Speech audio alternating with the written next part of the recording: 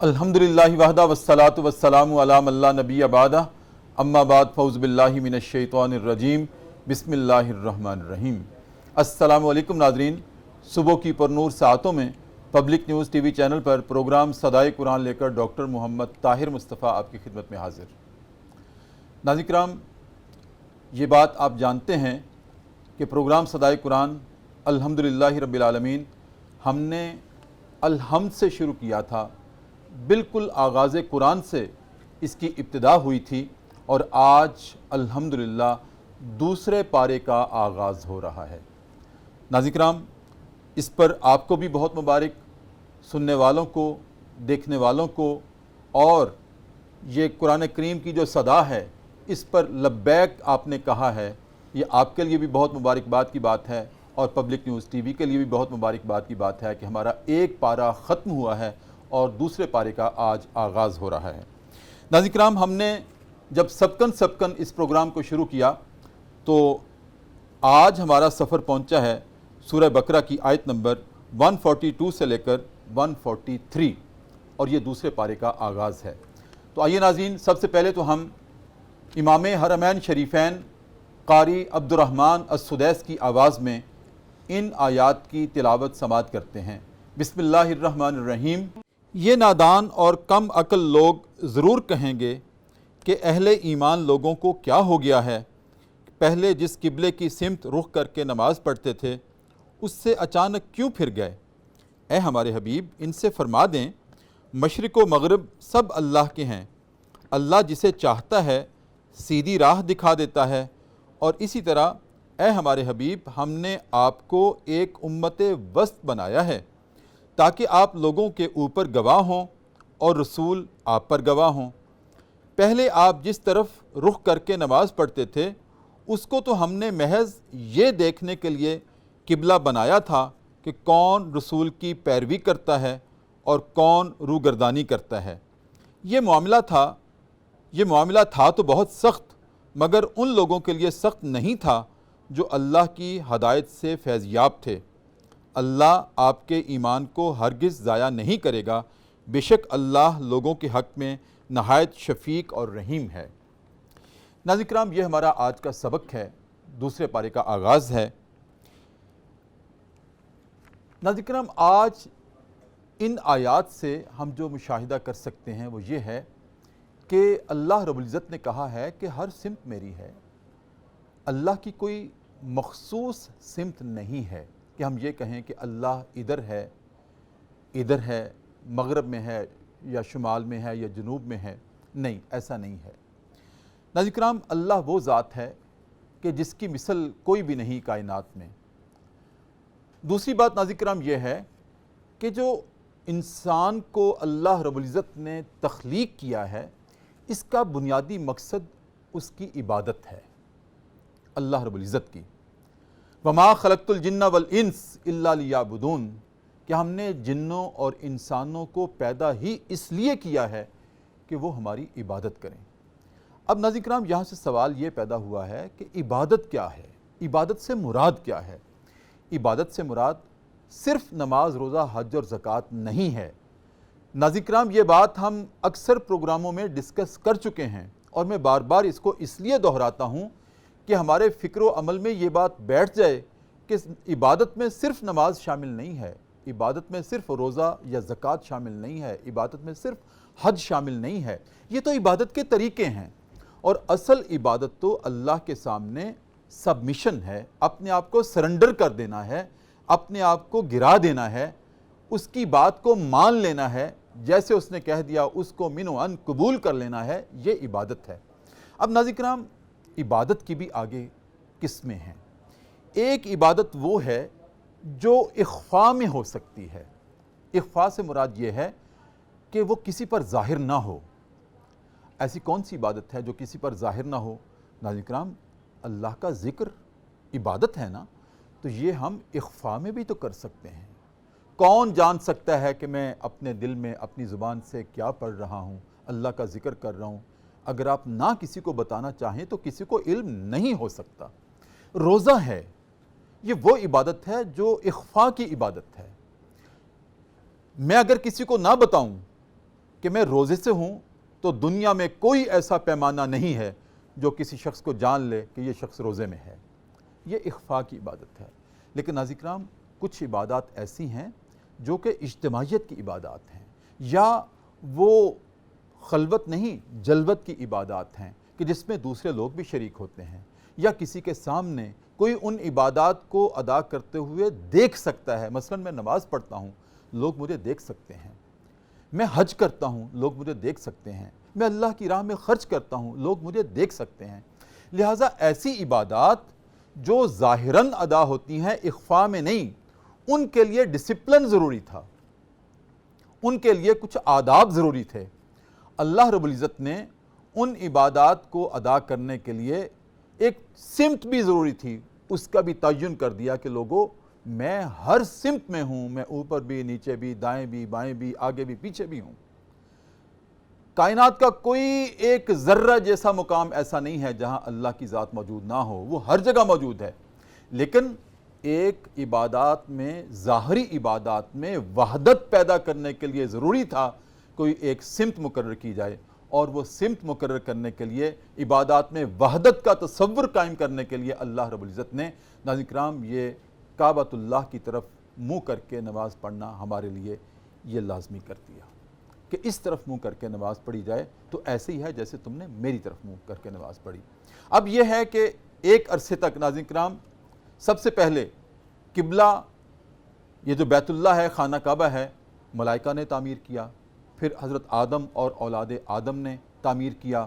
پھر جب بنی اسرائیل کا دور شروع ہوا, عہد بنی اسرائیل میں, تو اللہ رب العزت نے کعبہ کو بدل دیا, بیت المقدس کو کعبہ کر دیا, اس کی طرف اس کو قبلہ قرار دے دیا, کعبہ نہیں قبلہ قرار دے دیا, عبادت کی سمت قرار دے دی.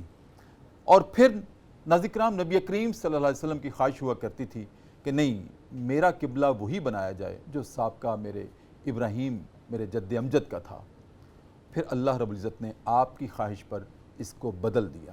تو آج کی آیات میں, آج کے سبق میں یہ ارشاد ہے کہ لوگ جو نادان ہیں, کم عقل ہیں, وہ تو سمجھیں گے کہ اہل ایمان کو محمد صلی اللہ علیہ وآلہ وسلم کے پروانوں کو یہ کیا ہو گیا ہے کہ اچانک اپنا قبلہ پھیر لیا ہے. تو اللہ نے کہا کہ ساری سمتیں میری ہیں, میں نے تو یہ دیکھنا ہے کہ میرے حکم کی تعمیل کون کرتا ہے. ناظرین کرام یہ ہمارا آج کا سبق ہے اور یہ اس کا مقدمہ تھا جو میں نے آپ کے سامنے رکھا. اب اس پہ گفتگو کرتے ہیں کہ اس میں ہمارے لیے صدائے قرآن کیا ہے, ہمارے فکر و عمل کی تطہیر کے لیے کیا اسباق ہیں. ناظرین کرام اس پہ گفتگو کرنے کے لیے میری دائیں جانب جو شخصیت تشریف رکھتی ہیں, ماشاءاللہ بہاولپور سے تعلق, بہاولپور سے ہمارے مہمان لاہور آئے تھے. کل کے پروگرام میں میں نے شرکت کی درخواست کی تھی, انہوں نے قبول فرمائی تھی, اور کل ہی پروگرام کے دوران میں نے ان سے پوچھا تھا اگر آپ مزید ایک دن لاہور میں ہیں تو ہمارے شرف بخشیے گا کہ آج دوسرے پارے کا آغاز بھی آپ سے ہو جائے. ناظرین کرام جیسے میں نے کل بھی عرض کیا تھا, ان کا اسم گرامی ضیاء الرحمن ہے, رحمان کی روشنی, لیکن انسانی اعتبار سے وہ میں سمجھتا ہوں کہ ضیاء قرآن بھی ہیں, ضیاء حدیث بھی ہیں, ضیاء اسلام بھی ہیں, اور ضیاء صدائے قرآن بھی ہیں.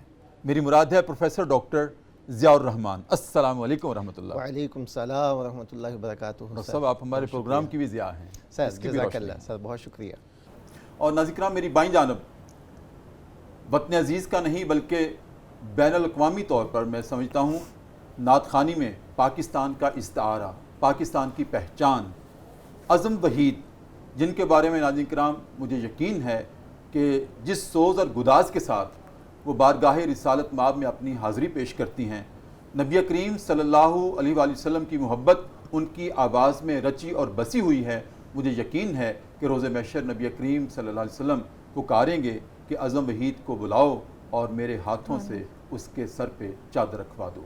ناظرین کرام وہ خوش نصیب آج پھر ہمارے پروگرام صدائے قرآن کا حصہ ہیں, عزم وحید. السلام علیکم ورحمۃ اللہ. وعلیکم السلام ورحمۃ اللہ وبرکاتہ. بہت شکریہ ڈاکٹر صاحب, اور میرے لیے ان کے الفاظ جو ہیں بہت اہمیت کے حامل ہیں, اور میری دعا ہے کہ اللہ تعالیٰ آپ کے اس خوبصورت پروگرام صدائے قرآن کو ڈھیروں ترقیاں عطا فرمائے, ڈھیروں کامیابیاں عطا فرمائے. اور آپ نے اس پروگرام میں آتے رہنا انشاءاللہ. جب بھی آپ لاہور آئیں تو آپ پہ یہ فرض ہے, میں آن ایئر کہہ رہا ہوں کہ آپ نے ہمارے پروگرام میں میرے کہنے کے بغیر آپ نے انشاءاللہ میرا اپنا پروگرام ہے, اور میری دعا ہے کہ جتنے لوگ بھی اس پروگرام میں شامل ہیں، پوری ٹیم کو اللہ تعالیٰ ڈھیروں کامیابیاں نصیب بہت فرمائے. شکریہ. آمین. سلامت رہیں.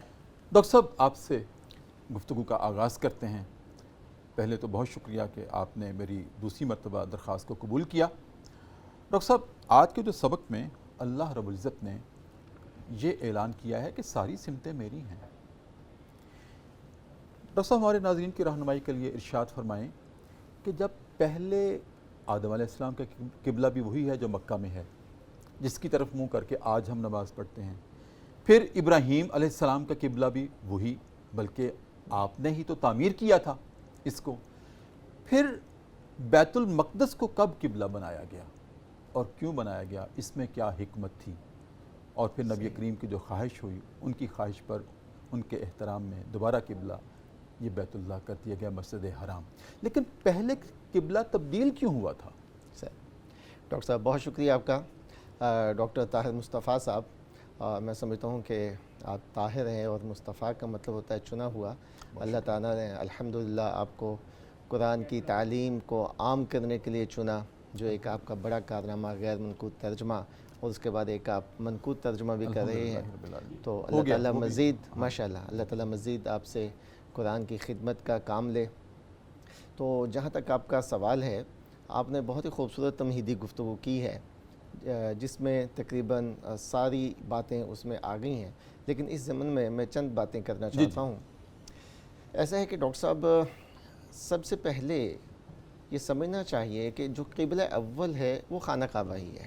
صحیح. حضرت آدم علیہ السلام نے تعمیر کیا، پھر انہی بنیادوں کے اوپر حضرت ابراہیم اور حضرت اسماعیل علیہ السلام نے اس کو تعمیر کیا. اور یہ ایک سوال ہے کہ نبی صلی اللہ علیہ وسلم نے یعنی پھر خانہ کعبہ کو قبلہ کیوں نہیں بنایا، یا بیت المقدس کو قبلہ کب بنایا گیا؟ جی یہ ایک اہم سوال ہے. جی میں نے یہی عرض کیا. ہاں، اس کی وجہ یہ ہے، بنیادی وجہ یہ ہے کہ دیکھیں نبی صلی اللہ علیہ وسلم جو ہیں مشرکین مکہ کی نسبت اہل کتاب کو بہتر سمجھتے تھے. اچھا. بلکہ ان کو اپنے قریب بھی سمجھتے تھے. اس کی وجہ کیا ہے؟ اس کی وجہ یہ ہے کہ وہ ایک الہامی مذہب تھا، اس کا تعلق جو ہے وہ انبیاء کے ساتھ تھا، وحی کے ساتھ تھا. تو اس وجہ سے ان کو بہتر سمجھتے تھے. اور جو یہود تھے ان کا جو قبلہ تھا وہ بیت المقدس تھا. تو اس لیے نبی صلی اللہ علیہ وسلم نے مکہ کے اندر ہی رہتے ہوئے بیت المقدس کی طرف منہ کر کے نماز پڑھنا شروع کی، یا عبادت جو ہے وہاں پہ آپ نے شروع کی. ایک بات میں اپنی سمجھ کے لیے بھی ماشاءاللہ آپ کی موجودگی سے استفادہ کرنا چاہتا ہوں، اور ناظرین کے لیے بھی، کہ یہ جو بیت اللہ مکہ میں ہے، مسجد حرام آج ہمارا قبلہ، اس کی اہمیت تو یہ ہے نا کہ سب سے پہلے اس کو ملائکہ نے بنایا. جی بالکل. پھر آدم علیہ السلام نے تعمیر کیا، پھر ان کی اولاد نے تعمیر کیا، اور پھر حضرت ابراہیم علیہ السلام نے اپنے ہاتھوں سے باپ بیٹا نے تعمیر کیا. بیت المقدس اس کو کس نے تعمیر کیا تھا؟ یہ اس کی اتنی اہمیت اور فضیلت کیوں تھی کہ اس کو قبلہ بنا دیا گیا؟ میں اسی طرف آ رہا تھا. میں کہہ رہا تھا کہ جیسے بیت المقدس کی طرف یعنی یہود جو تھے اپنی عبادت ادھر کیا کرتے تھے.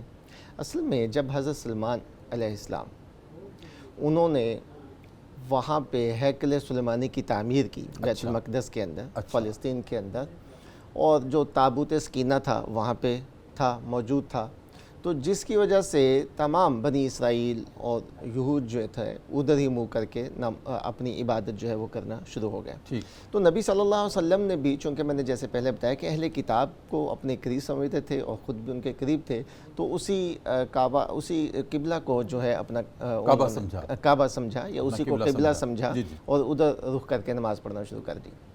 لیکن جب نبی صلی اللہ علیہ وسلم ہجرت کر کے مدینہ میں تشریف لائے، وہاں مدینہ کے اندر بھی کیونکہ جو نماز فرض ہوئی 13 سالہ مکی زندگی، بالکل، حالانکہ بیت اللہ سے والہانہ محبت اپنی جگہ، بالکل ٹھیک ہے، طواف اپنی جگہ، لیکن منہ ادھر کر کے نماز 13 سالہ پڑھتے مکی دور میں بھی، بالکل ایسے، اور ہجرت کے بعد 16-17 ماہ ہجرت کے بعد بھی مدنی دور میں. بالکل. حضرت برا بن عازب رضی اللہ تعالیٰ عنہ سے مروی ہے، وہ خود فرماتے ہیں کہ 16-17 ماہ تک نبی صلی اللہ علیہ وسلم اور ہم بیت المقدس کی طرف منہ کر کے نماز پڑھتے رہے. لیکن نبی صلی اللہ علیہ وسلم کی یہ خواہش تھی، جیسے کہ آپ نے بھی ذکر کیا، ان کی یہ خواہش تھی کہ جو کعبہ ہے، جو قبلہ ہے وہ کعبہ بن جائے، بیت اللہ بن جائے. اور اس خواہش کے لیے نبی صلی اللہ علیہ وسلم کچھ بے چین بھی رہتے، اللہ تعالیٰ سے دعا بھی کرتے، گڑ گڑاتے بھی، اور آسمان کی طرف بھی نظریں اٹھاتے۔ اس کا مقصد یہ تھا کہ وہ اس چیز کا انتظار کر رہے تھے کہ وحی آئے اور جو قبلہ ہے وہ تبدیل ہو جائے۔ اور اس کے بعد 16-17 ماہ کے بعد جو ہے نبی صلی اللہ علیہ وسلم، حضرت برا بن عازب سے ہی مروی ہے کہ آپ نماز عصر ادا فرما رہے تھے، اور نماز عصر کے دوران ہی تحویل قبلہ کا حکم نازل ہوا۔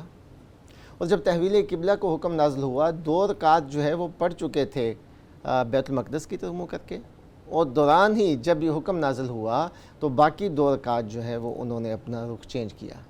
یہ بالکل اپوزٹ ہے، یعنی مدینہ سے اگر دیکھیں، ویسے پریکٹیکلی ڈاکٹر صاحب ہم دیکھیں تو یہ مشکل ہے، ہاں مشکل ہے، ایک طرف منہ کر کے ہم نماز پڑھ رہے ہیں پھر جانا۔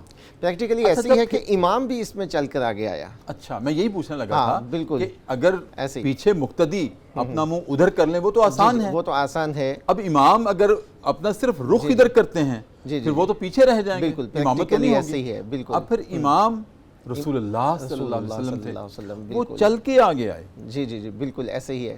اور پھر اس سے ایک بات تو اور بھی ظاہر ہوتی ہے کہ وحی کے نازل ہونے کا کوئی وقت مقرر نہیں تھا۔ جی بالکل، سبحان اللہ۔ کبھی نماز کے دوران وحی آ رہی ہے، نماز کے دوران کبھی گھر میں آ رہی ہے، کبھی آپ بازار میں ہیں تب آ رہی ہے، کسی غزوے میں ہیں تب آ رہی ہے، مسجد میں ہیں تب آ رہی ہے۔ اللہ کی طرف سے براہ راست نبی کریم کا کنیکشن۔ بالکل بالکل ایسے۔ جو پہلا آپ نے سوال کیا تھا کہ یہ کب مقرر کیا گیا بیت المقدس، اس کے لیے یہ ہے کہ جیسے حدیث کی مختلف اقسام ہیں، جس میں حدیث قولی ہے، فعلی ہے اور تقریری بھی ہے۔ تو یہ بالکل ایک تقریری حکم تھا کہ نبی صلی اللہ علیہ وسلم نے بیت المقدس کی طرف منہ کر کے نماز پڑھنا شروع کر دی، تو اللہ تعالیٰ نے اس کو منع نہیں کیا، ٹھیک ہے، یعنی حکم نہیں ہے کہیں بھی، یہ موجود نہیں ہے، نہ ہمیں حدیث میں ملتا ہے نہ ہمیں قرآن میں ملتا ہے جس میں اللہ تعالیٰ نے حکم دیا ہو کہ آپ اپنا رخ جو ہے بیت المقدس کی طرف کر کے نماز پڑھیں۔ نہیں، یہ نبی صلی اللہ علیہ وسلم نے خود کیا، اور اللہ تعالیٰ کی طرف سے اس کی ممانعت نہیں ہوئی، تو اس کا مطلب ہے کہ اللہ تعالیٰ کی اس میں تائید شامل تھی۔ اچھا ڈاکٹر صاحب، میں ایک اور جی اپنی تفہیم کے لیے بھی اور ناظرین کے لیے بھی، جب نماز کے دوران یہ حکم آیا کہ اپنا رخ پھیر لیں جی مسجد حرام کی طرف، جی جی اچھا اپنے نماز کے دوران ہی اپنے صحابہ کو کہا ہوگا کہ اپنا رخ پھیر لیں؟ ہاں، یہ بڑی اہم بات ہے۔ دیکھیں جب وہی تو نبی پر آئی، بالکل صحابہ ایسے پر تو نہیں آئی، بالکل، ان کو کیسے علم ہو گیا؟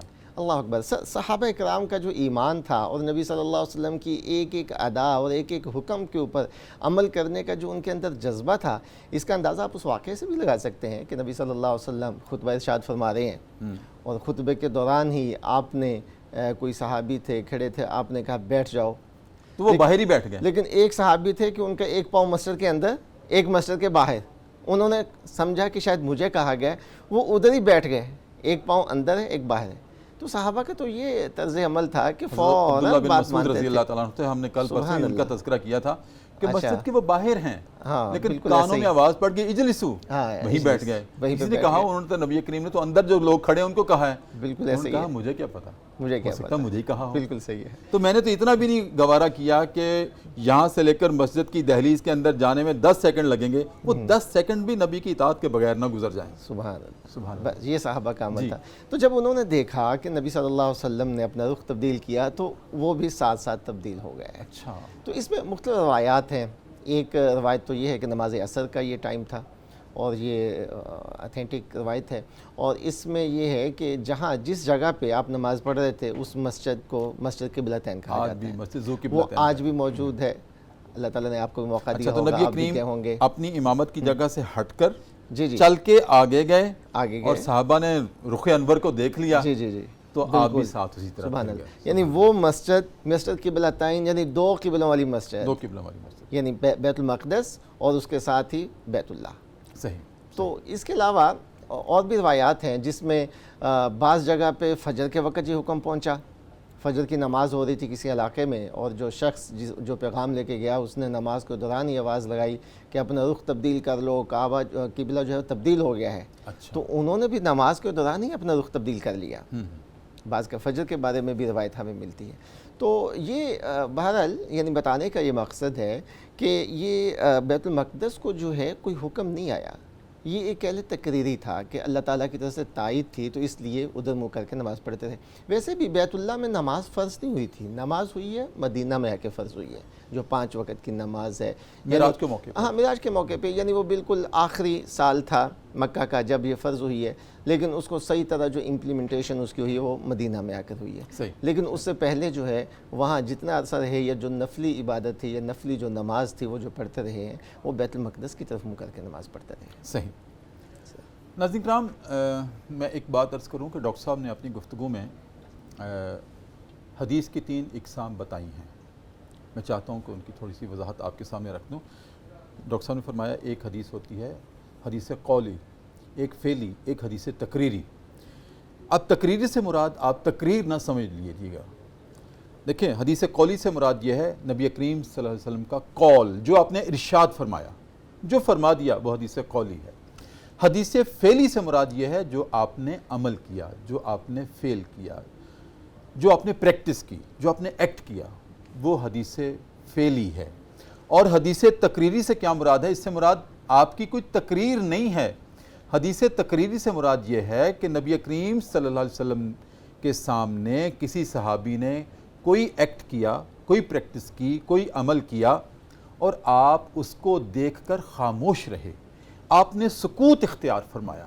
اب یہ جو آپ کا سکوت اختیار فرمانا تھا یا آپ کا خاموش رہنا تھا, یہ دراصل اس عمل کے بارے میں آپ کی سائلنٹ اپروول تھی کہ اوکے برقرار رکھو, مجھے کوئی اعتراض نہیں ہے.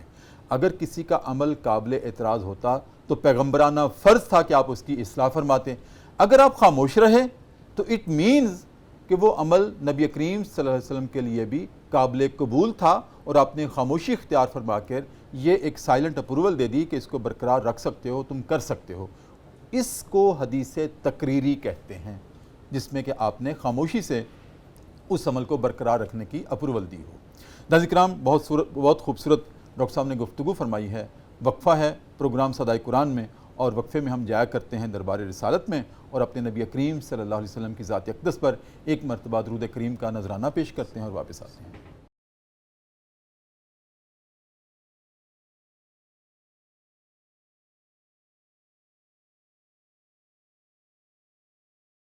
وقفے کے بعد ناظرین کرام دوبارہ آپ کی خدمت میں حاضر ہیں. Public news T V channel ہے, ہمارا پروگرام ہے صدائے قرآن, صبح کی پرنور ساعتیں ہیں. آج دوسرے پارے کا آغاز ہے اور آیات ہیں سورہ بقرہ کی آیت نمبر 142 اور 143, جس میں تبدیلی قبلہ کا اظہار ہے.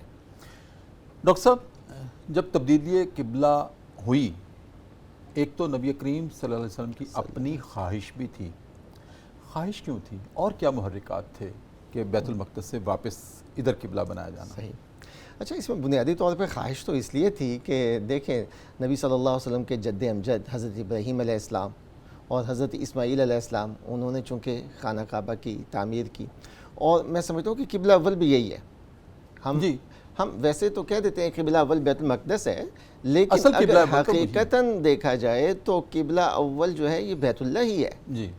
اور بالکل اسی کے اوپر اللہ تعالیٰ نے جنت میں بیت المعمور بنایا, بالکل, اور بالکل اسی کے اوپر ہے, اور وہاں بیت المعمور ہے جہاں پہ فرشتے جو ہے اس کا طواف کرتے رہتے ہیں.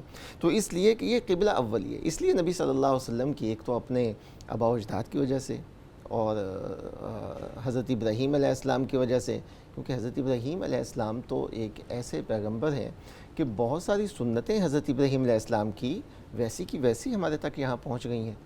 یعنی سنت ابراہیمی جسے ہم کہتے ہیں, اس کے اندر حج کے دوران ہم دیکھ لیتے ہیں, عمرے کے دوران دیکھ لیتے ہیں, قربانی کو دیکھ لیتے ہیں, اور بہت ساری ایسی چیزیں ہیں جو کہ حدیث میں آتا ہے فطرت سے ہیں. جو فطرت سے کیا مراد ہے؟ یعنی وہ دین ابراہیمی سے چلتی آ رہی ہیں, اس کو ویسے کا ویسے ہی اسلام نے اس کو اڈاپٹ کر لیا ہے. تو اس کی وجہ سے یعنی حضرت ابراہیم علیہ السلام کے ساتھ ایک بہت ہی قریبی ایک روحانی تعلق ہونے کی وجہ سے نبی صلی اللہ علیہ وسلم کی یہ خواہش رہی کہ یہ خانہ کعبہ جو ہے اسی کو ہی قبلہ قرار دیا جائے. میرا قبلہ بھی یہی ہونا چاہیے. تو محرکات میں سے یعنی سب سے بنیادی محرک تو یہی تھا. صحیح. اور پھر اللہ رب العزت نے ڈاکٹر صاحب آج کے سبق میں ہم ان 2 آیات میں بڑا حکیمانہ جواب دیا ہے اعتراض کرنے والوں کو. جی جی جی, میں چاہتا ہوں اس پہ بھی آپ تھوڑی سی روشنی ڈالیں. ہاں بالکل. دیکھیں, جب مسلمانوں نے اپنا قبلہ تبدیل کیا تو آپ کو پتہ ہونا چاہیے کہ مدینہ میں یہود آباد تھے. صحیح. اور یہود جو ہے قرآن مجید میں بھی اللہ تعالیٰ نے ذکر کیا کہ وہ مسلمانوں کے شدید مخالف بھی تھے. وہ کوئی نہ کوئی بہانہ یا کوئی نہ کوئی ایسا موقع ہاتھ سے نہیں جانے دیتے تھے جس سے وہ مسلمانوں کو تکلیف نہ پہنچائیں. صحیح. یا مسلمانوں جو نئے مسلم ہونے والے لوگ تھے ان کو جو ہے اسلام سے دور کرنے کے لیے کوئی نہ کوئی موقع اپنے ہاتھ سے جانے نہیں دیتے تھے. صحیح. تو یہ بڑا ان کے ہاتھ میں ایک موقع آیا. انہوں نے کہا کہ یہ جو نئے نئے لوگ مسلمان ہوئے ہیں ہم ان کو بتاتے ہیں کہ یار یہ اسلام کیسا اسلام ہے کہ اس کا تو کوئی اپنا قبلہ ہی نہیں ہے. آج یہ مشرق کی طرف منہ کیا ہوا تھا, کل انہوں نے مغرب کی طرف کر لیا اور پرسوں جو ہے وہ کسی اور طرف کر لیں گے, تو اس لیے اسلام تو ایسے ہی ہے. یعنی انہوں نے نعوذ باللہ اس کے اوپر اعتراض کیا یہودیوں نے. تو جب یہ اعتراض کیا تو اللہ تعالیٰ نے بہت ایک خوبصورت پیرائے کے اندر ارشاد فرمایا کہ وَلِلَّهِ الْمَشْرِقُ وَالْمَغْرِبُ يَهْدِي مَن يَشَاءُ. یعنی یہ مشرق اور مغرب, جیسے آپ نے ابتدائی گفتگو میں کہا, یعنی اللہ تعالیٰ مشرق اور مغرب کے ساتھ کوئی تعلق نہیں ہے, بلکہ یہ ساری سمتیں اللہ تعالیٰ کی ہیں. یہ تو ایک جیسے ایک وحدت ہوتی ہے, جیسے آپ نے اس کا ذکر کیا. دیکھیں جو کسی بھی قوم کا جو قبلہ ہوتا ہے وہ اس کی مرکزیت کو ظاہر کرتا ہے. ٹھیک ہے. اور چونکہ جو بیت المقدس تھا وہ اہل کتاب اور یہودیوں کا قبلہ تھا اور جو ان کی مرکزیت جو تھی اس کو ظاہر کرتا تھا. تو مسلمان چونکہ ایک الگ قوم اور ایک الگ مذہب تھا, بلکہ آپ دیکھیں ہیں بہت ساری حدیث ایسی ہیں جس میں نبی صلی اللہ علیہ وسلم نے ارشاد فرمایا کہ خالف الیہود والنصارى, یہود و نصارہ کی مخالفت کرو. ٹھیک ہے. بہت سارے ایسے احکامات ہمیں ملتے ہیں. اسی طرح عاشورہ کے روزے کے متعلق بھی جب نبی صلی اللہ علیہ وسلم کو پتہ چلا کہ مدینہ کے یہود جو ہیں وہ بھی عاشورہ کا روزہ رکھتے ہیں, پوچھا کہ کیوں رکھتے ہیں جی, یہ یہود کیوں رکھتے ہیں؟ تو یہودی کہتے ہیں کہ ہم اس لیے عاشورہ کا روزہ رکھتے ہیں کہ اس دن اللہ تعالیٰ نے حضرت موسیٰ علیہ السلام کو فرعون سے نجات دی تھی, تو اس لیے ہم شکرانے کے طور پہ اس دن کا روزہ رکھتے ہیں. نبی صلی اللہ علیہ وسلم نے کہا کہ ہم زیادہ ہم پہ اوپر فرض ہے اور ہم پہ زیادہ حق ہے کہ ہم حضرت موسیٰ علیہ السلام کو نجات ملی ہے تو ہم اس کے لیے روزہ رکھیں. لیکن ساتھ یہ بھی فرمایا کہ خالف الیہود, یہود کی مخالفت کرو. ہم جو ہے اگلے سال 9 محرم کا روزہ بھی رکھیں گے, 9 اور 10 کا. سبحان اللہ. ٹھیک ہے. یعنی اس میں مخالفت بھی ہو گئی ہے اور حضرت موسیٰ علیہ السلام کے ساتھ جو ہے ایک تعلق جو ہے اس کا بھی اظہار ہو گیا ہے. تو میرا کہنے کا مطلب ہے نبی صلی اللہ علیہ وسلم نے ہر موقع پہ خالف الیہود والنصارى کی بات کی ہے کہ یہود و نصارہ کی جو ہے مخالفت کی جائے. کیوں؟ اور یہاں بھی جو قبلے کی تبدیلی ہے اس میں بھی یہی تھا کہ ان کا جو مرکز ہے, ہم مسلمانوں کا ایک الگ مرکز ہونا چاہیے اور اپنی مرکزیت, تشخص الگ ہونا چاہیے, مرکزیت الگ ہونی چاہیے. کیونکہ کسی بھی قوم یا کسی بھی مذہب کا جو کعبہ ہوتا ہے یعنی وہ اس کے تشخص کا اظہار ہوتا ہے. تو اس لیے مسلمانوں نے جو ہے نبی صلی اللہ علیہ وسلم کی خواہش بھی تھی اور اللہ تعالیٰ نے اس کو تبدیل کر کے خانہ کعبہ کو جو ہے وہ قبلہ بنا دیا. آگے بڑھتے ہیں. آج کے سبق میں ہی اللہ رب العزت نے نبی کریم صلی اللہ علیہ وسلم کو ایک اور بہت بڑی خوشخبری دی ہے کہ اے نبی, ہم نے آپ کو امت وسط بنایا ہے. یہ بڑی ایک قابل غور بات ہے کہ اس میں امت وسط بنانے میں ڈاکٹر صاحب اس سے کیا مراد ہے؟ ڈاکٹر صاحب بالکل, یہ امت وسط ایک بہت ہی جامع قسم کی ہم کہہ سکتے ہیں اصطلاح ہے. اس کا ہم ترجمہ نہیں کر سکتے کسی اور زبان میں, امت وسط ہی ہم کہیں گے اس میں. اس سے یہ مراد ہے کہ یہ ایک ایسی امت ہے کہ اس میں افراط و تفریط نہیں ہے. اچھا, اس میں افراط و تفریط نہیں ہے. مثلا اعتدال ہے اس کے اندر, میانہ روی اس کے اندر پائی جاتی ہے, ایکسٹریمزم نہیں ہے, ایکسٹریمزم بالکل نہیں ہے. اور ہر معاملات میں, ہر معاملات میں, بے شک وہ عبادت ہو, ریاضت ہو, ذکر اذکار ہوں, بالکل انسان کی انفرادی زندگی ہو, اجتماعی حقوق کی زندگی ہو, بالکل سب میں وہ معاملات ہوں, وہ معاشی معاملات ہوں, وہ خانگی معاملات ہوں, وہ آپ کے اقتصادی سیاسی معاملات ہوں, یعنی ہر چیز کے اندر اعتدال ہے. یہ اس لیے اس کو امت وسط کہا گیا ہے. صحیح. ٹھیک ہے. اور اس کی مثال ہم یوں دیکھ سکتے ہیں کہ جیسے حضرت عیسیٰ علیہ السلام کے بارے میں جو مسیحی ہیں, جو نصارہ ہیں, ان کا نظریہ کیا ہے؟ یعنی وہ اتنا غلو کرتے ہیں اور اتنا اس میں افراط میں چلے جاتے ہیں کہ انہوں نے حضرت عیسیٰ کو ابن اللہ قرار دے دیا, اللہ کا بیٹا. اور اس کے برعکس یہود کو دیکھیں, یہود جو ہے وہ حضرت عیسیٰ علیہ السلام کی اتنی شدید مخالفت کرتے ہیں کہ انہوں نے بزعم خود جو ہے نعوذ باللہ ان کو صلیب پہ چڑھا دیا یہود کے نزدیک. صحیح. یعنی دونوں. لیکن اگر ہم دیکھیں کہ جو امت مسلمہ ہے اس کا کیا اعتقاد ہے یا ان کا کیا نظریہ ہے. ان کا نظریہ یہ ہے کہ ہم ان کو حضرت عیسیٰ کو نبی مانتے ہیں اور روح اللہ مانتے ہیں. یہ ہے اعتدال. جی اس کو ہم یعنی یہ عقائد میں ہم کہہ سکتے ہیں, عقیدے میں اعتدال ہے. اس کے علاوہ اور بھی معاملات ہیں, اس میں بھی ہم اعتقاد دیکھ سکتے ہیں. مثال کے طور پہ یہ جب قتل کے بدلے میں قتل, جسے قصاص ہم کہتے ہیں, یہود کے ہاں یہ قصاص ہے. وہ کہتے ہیں کہ کوئی قتل کر دیتا ہے تو اس کو اس کے بدلے میں قتل کر دیا جائے گا, قتل کر دیا جائے گا, یعنی دیت وغیرہ اس میں بالکل نہیں ہے. اس کے برعکس جو نصارہ ہیں ان کے نزدیک یہ ہے, وہ کہتے ہیں کہ نہیں, معاف کر دیا جائے, قصاص بھی نہیں ہے اور دیت بھی نہیں ہے, بلکہ کیا ہے, معاف کر دیا جائے. یعنی افراط و تفریط ہے. ایک تو یہاں تک کہہ رہے ہیں کہ بس قتل کے بدلے میں قتل ہے, دوسرے کہہ رہے ہیں نہیں کچھ بھی نہیں ہے بلکہ معافی کر دیا جائے. صحیح. لیکن اسلام کیا کہتا ہے؟ اسلام کہتا ہے کہ بہتر چیز جو ہے وہ دیت ہے, بہتر دیت ہے. لیکن اگر وہ دیت پہ مقتول اور معافی احسان ہے, ہاں, اگر وہ نہیں راضی ہوتے تو پھر اس کا قصاص لیا جائے گا. تو یہ ہے اعتدال. تو اس لیے اسلام نے معاملات کے اندر بھی اعتدال اور اعتقاد کے اندر بھی, عبادات کے اندر بھی اعتدال ہے. عبادات کے اعتدال کی میں مثال آپ کے سامنے رکھ دیتا ہوں. جیسے عیسائیت میں رہبانیت کا تصور ہے. رہبانیت کیا چیز ہے؟ یعنی آپ دنیا کو چھوڑیں, گھر بار کو چھوڑیں اور حقوق العباد کو چھوڑیں, والدین بیوی بچوں کے حقوق کو چھوڑیں اور تمام چیزوں کو چھوڑ چھاڑ کے آپ کہیں جنگل میں نکل جائیں, کسی ایسی جگہ پہ نکل جائیں اور وہاں پہ جا کے آپ اللہ تعالیٰ کی عبادت کریں. اسے رہبانیت کہتے ہیں. لیکن اسلام کیا کہتا ہے؟ نہیں, اسلام نے تو دیکھیں حقوق اللہ کے ساتھ ساتھ حقوق العباد کا بھی ذکر کیا. اور ایسا شخص جو کہ حقوق اللہ کی ادائیگی کرتا ہے, حقوق العباد کی ادائیگی نہیں کرتا, اس کے لیے جنت میں جانے کے لیے اس کو حقوق اللہ کے ساتھ ساتھ حقوق العباد کے پورا کرنا ہے. یہ ہے اعتدال, اسے اعتدال کہتے ہیں. ویسے بھی ایک معروف, کسی بھی خانے کو دین اسلام نے خالی نہیں رکھا. ہاں, خالی نہیں رکھا, بالکل صحیح. دوسرے مذاہب کی طرح. اب جیسے آپ مثال دے رہے تھے کہ مسیحیت میں جو چرچ کی نن ہوتی ہے جی, اس کے لیے شادی منع ہے. شادی منع ہے. کیوں منع ہے؟ انسان ہے, اس کے جذبات ہیں اور اس کی ضروریات ہیں, جیسے ہر شخص کی ضرورت ہے, اس کی کیوں نہیں ہے؟ لیکن وہاں نہیں ہے. اس لیے ہم کہتے ہیں اسلام جو ہے دین فطرت ہے. یعنی کوئی بھی عمل یا کوئی بھی عبادت جو ہے وہ فطرت سے ہٹ کر نہیں ہے. اب یہ غیر فطری عمل ہے جو نن کا تصور آپ نے بتایا, یہ غیر فطری عمل ہے. جب ہم غیر فطری عمل کو اختیار کریں گے خرابیاں پیدا ہوں گی. دین اسلام میں کوئی بھی ایک بھی شک غیر فطری نہیں, غیر فطری نہیں ہے. اس لیے ہم کہتے ہیں دین اسلام دین فطرت ہے.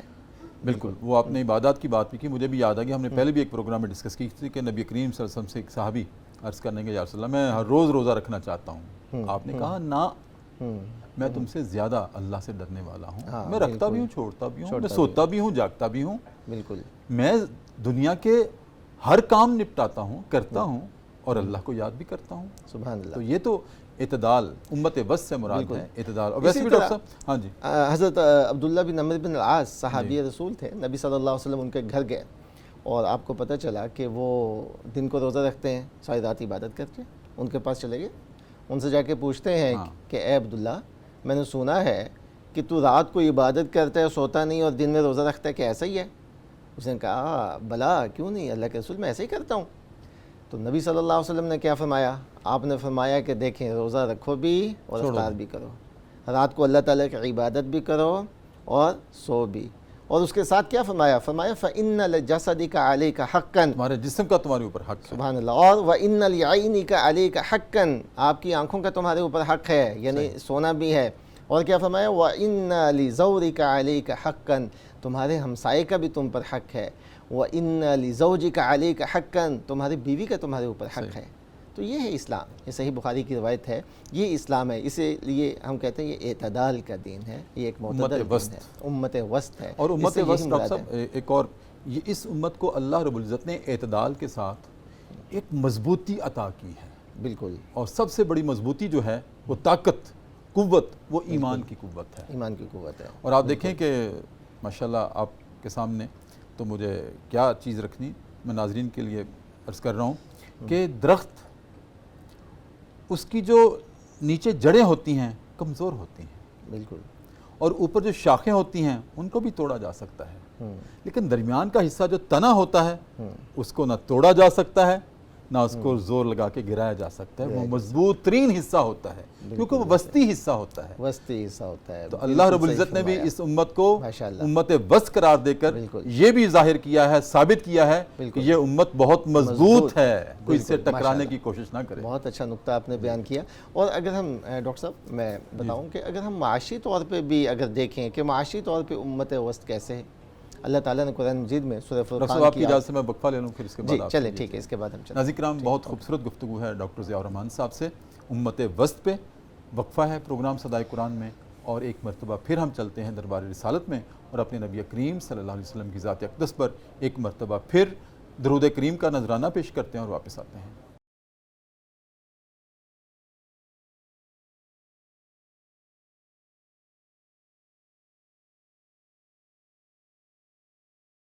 وقفے کے بعد ناظرین کرام دوبارہ آپ کی خدمت میں حاضر. پروگرام صدائے قرآن ہے, صبح کی پرنور سے آتے ہیں, public news T V channel ہے. آج الحمدللہ رب العالمین پروگرام صدائے قرآن میں دوسرے پارے کا آغاز ہے, اور آیات ہیں سورہ بقرہ کی آیت نمبر 142 اور 143.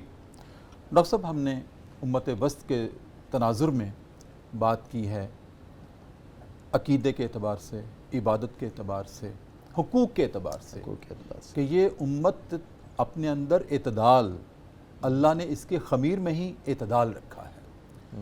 نہ یہ آگ کو برداشت کر سکتی ہے, نہ ہی ہمارا ہاتھ برف کو برداشت کر سکتا ہے. برف میں شدید ٹھنڈک, آگ میں شدید حدت. بالکل. تو یہ درمیان کا جو کیفیت ہے نا وہ برداشت کرتے ہیں. ہمارے جسم کی بھی نوعیت اسی طرح کی ہے. بالکل. ڈاکٹر صاحب, جو معیشت ہے وہ انسانی زندگی میں اس کی بقا کے لیے ایک ریڑھ کی ہڈی کی حیثیت رکھتی ہے. اب دیکھیں, معیشت کے اعتبار سے بھی افراط و تفریط ہے, یا تو بہت زیادہ مال و دولت کا ہونا یا بہت غربت کا ہونا. اسلام نے اس کو بھی برداشت نہیں کیا کہ کسی کے پاس بے تحاشا دولت ہو یا کوئی اپنی بنیادی ضروریات سے بھی محروم ہو. بالکل. دین اسلام اپنی ریاست میں نہیں برداشت کرتا اس تصور کو, اعتدال پسند کرتا ہے معیشت میں بھی.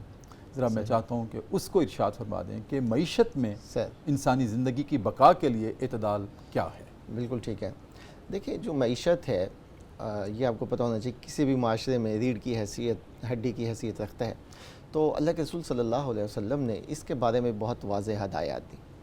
آن جناب صلی اللہ علیہ وسلم کا ارشاد ہے, آپ نے فرمایا کہ مَأَلَ مَنِ اقْتَصَدَ, جو شخص میانہ روی اختیار کرتا ہے وہ کبھی بھی کنگال نہیں ہوگا. سبحان اللہ. دیکھیں, یہ ایک اتنا اہم, میں سمجھتا ہوں, اکنامکس کا اصول ہے جو کہ اللہ کے رسول صلی اللہ علیہ وسلم نے بیان کر دیا. دیکھیں, اگر آپ کے پاس مال و دولت ہے اور بے تحاشا ہے, لیکن اگر آپ اس میں میانہ روی نہیں اختیار کریں گے تو یقین مانیے کہ آپ کو بھی پریشانی ہو سکتی ہے. جی جی, یعنی مال و دولت ختم ہو جائے گی, لیکن برف ہے پگھلتے جائے گا, پگھلتے جائے گا. لیکن اگر آپ میانہ روی اختیار کریں گے تو پھر آپ نے فرمایا وہ شخص کبھی بھی محتاج نہیں ہوگا.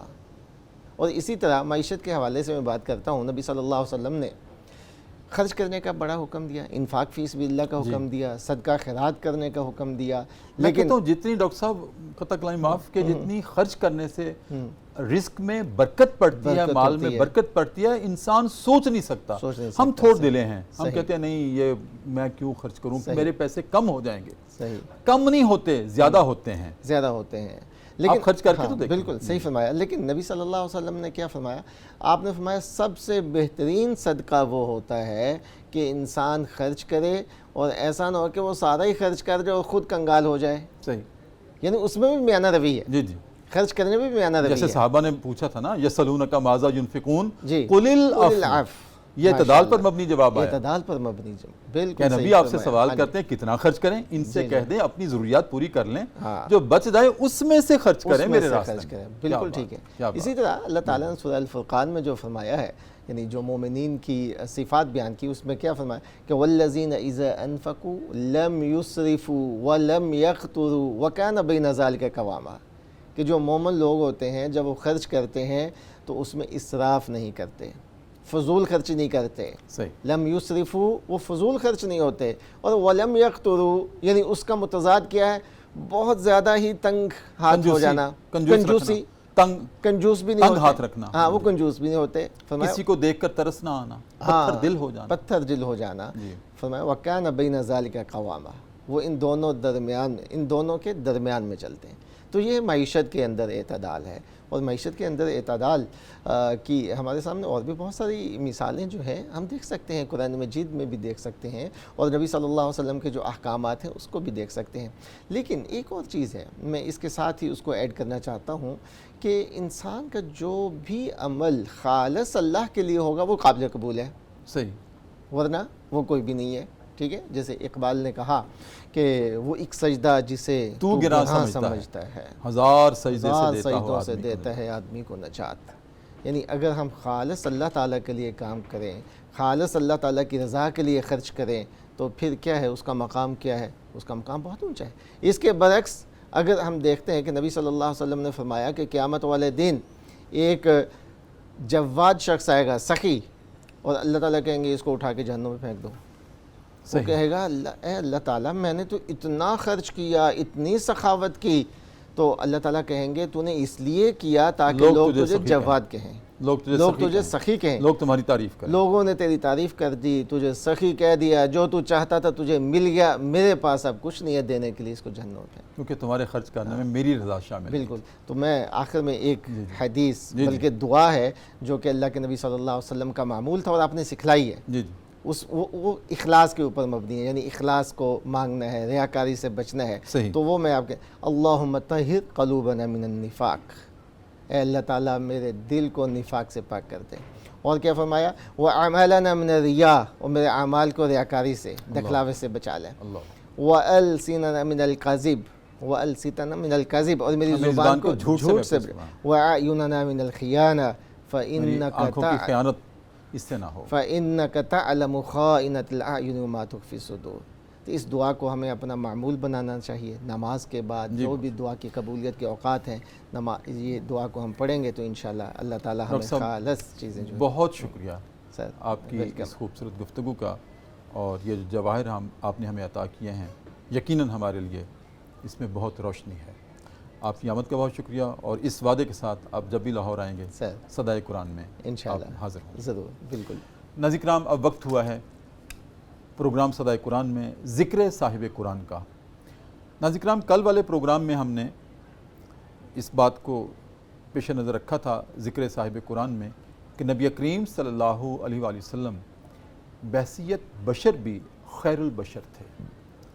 کائنات کے تمام بشر، تمام انسان، آپ ذاتی طور پر، صفاتی طور پر سب سے فائق تھے آپ. اور کچھ اللہ رب العزت نے ناظرین کرام نبی کریم صلی اللہ علیہ وسلم کو وہ خصائص عطا کیے تھے جو دوسرے کسی انسان کو عطا نہیں کیے تھے. جیسے میں نے کل عرض کیا تھا کہ آپ کے پسینے میں خوشبو، آپ کے لعاب میں شفا.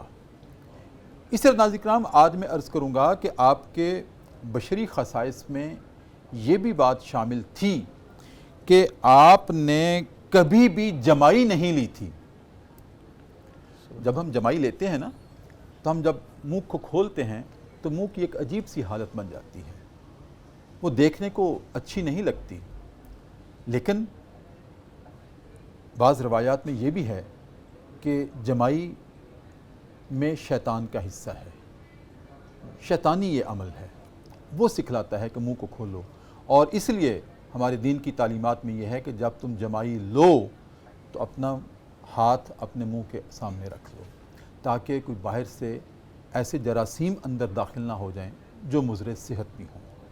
یہ بھی ہمارے دین کی تعلیم ہے. اور دوسرا، جمائی لیتے وقت ہاتھ آگے ہونا چاہیے لازمی طور پر. اب جب ہم جمائی لیتے ہیں، جیسے میں نے عرض کیا کہ ہمارا چہرہ، ہماری شکل بھدی سی ہو جاتی ہے. تو کیا بات ہے، اللہ رب العزت نے اپنے نبی کو یہ چیز عطا کی ہی نہیں کہ وہ جمائی لیں اور خدا نخواستہ میرے منہ میں خاک اور آپ کے چہرے کی بناوٹ تھوڑی سی اس کے برعکس ہو جائے، خوبصورتی کے برعکس ہو جائے، حسن کے برعکس ہو جائے. تو اللہ نے اس صفت سے، اس عمل سے آپ کو پاک کر دیا. آپ کبھی جمائی آپ نے نہیں لی تھی. اسی طرح سے ناظرین کرام کبھی آپ کے جسم اطہر پر مکھی نہیں بیٹھی تھی، کیونکہ مکھی تو نجاست پہ بیٹھتی ہے اور آپ کا جسم اطہر وہ تو پاکیزہ ترین ہے، مکھی نے وہاں سے لینا کیا ہے. لہٰذا آپ کے جسم اطہر پر کبھی بھی مکھی نہیں بیٹھی تھی۔ اور تیسری بات آپ کے بشری خصائص میں ناظرین کرام یہ تھی جو کسی اور بشر میں یہ نہیں ہیں خصائص۔ کون ایسا شخص ہے جس پہ کبھی مکھی نہ بیٹھی ہو؟ ہمارے جسم پر میل کچیل ہوتی ہے، وہاں مکھی آ کے بیٹھتی ہے، تھوڑا سا خون نکل آتا ہے، مکھی آ کے وہاں بیٹھتی ہے، لیکن یہ اعزاز، یہ تکریم، یہ حرمت اللہ رب العزت نے نبی کریم صلی اللہ علیہ وسلم کو یہ عطا کی تھی کہ نہ آپ کے جسد اطہر پر کبھی مکھی بیٹھی تھی اور نہ ہی آپ نے کبھی جمائی لی تھی۔ اور تیسری بات یہ کہ آپ اور میں اگر سو جائیں، گہری نیند سو جائیں تو ہمارا وضو ٹوٹ جاتا ہے، اور نبی کریم صلی اللہ علیہ وسلم کو یہ فضیلت اور امتیاز حاصل تھا بشری اعتبار سے بھی کہ اگر آپ گہری نیند بھی سو جاتے آپ کا وضو شریف نہیں ٹوٹتا تھا۔ ناظرین کرام، اسی پر آج پروگرام صدائے قرآن ہم ختم کرتے ہیں۔ اپنے میزبان ڈاکٹر محمد طاہر مصطفیٰ کو اجازت دیجیے گا، اور آخر میں گزارش کروں گا اس ملک کی بہت بڑی ثنا خان جو آج ہمارے پروگرام کی زینت ہیں، اعظم وحید سے کہ وہ بارگاہ رسالت مآب صلی اللہ علیہ وسلم میں اپنے منفرد انداز میں کلام پیش کریں۔ صلی علی نبینا صلی علی محمد صلی علی شفیعنا صلی علی محمد در نبی پر پڑا رہوں گا، پڑے ہی رہنے سے کام ہوگا، کبھی تو قسمت کھلے گی میری، کبھی تو میرا سلام ہوگا، خلاف معشوق کچھ ہوا ہے،